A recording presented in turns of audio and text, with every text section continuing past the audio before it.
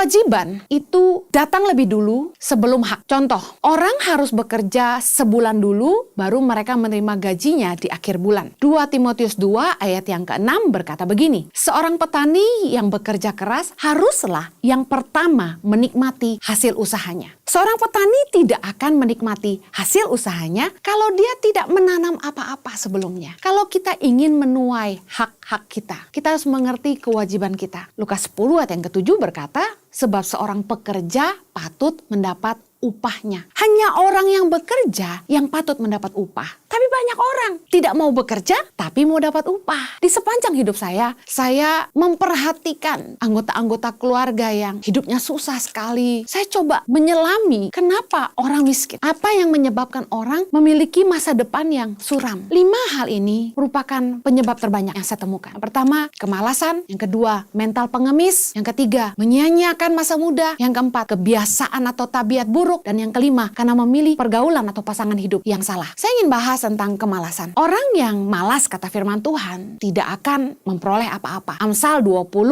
ayat yang keempat berkata begini, pada musim dingin, si pemalas tidak membajak. Jikalau ia mencari pada musim menuai, maka dia tidak dapat apa-apa. Orang yang gak ngerti kewajibannya tidak akan bisa menuntut haknya. Amsal 13 ayat yang keempat, hati si pemalas penuh keinginan, tapi sia-sia. Sedangkan hati orang rajin diberi kelimpahan. Uang gak jatuh dari atas pohon. Kita harus bekerja keras. Kita harus mengumpulkan. Kita harus pandai mengelola keuangan. Kita harus tekun bekerja. Kalau Anda bilang, capek kah ini kerja terus? Kerja apapun gak ada yang gak capek. Semua pekerjaan melelahkan. Tapi bukankah karena kita lelah, kita bisa istirahat dengan baik di malam hari? Kalau Anda habis olahraga, Anda capek sekali, saya yakin Anda jadi bisa tidur nyenyak. Kalau kita tidak mau punya masa depan yang suram, firman Tuhan mengingatkan kita, jangan jadi orang malas. Orang yang malas itu gak akan nuai apa-apa.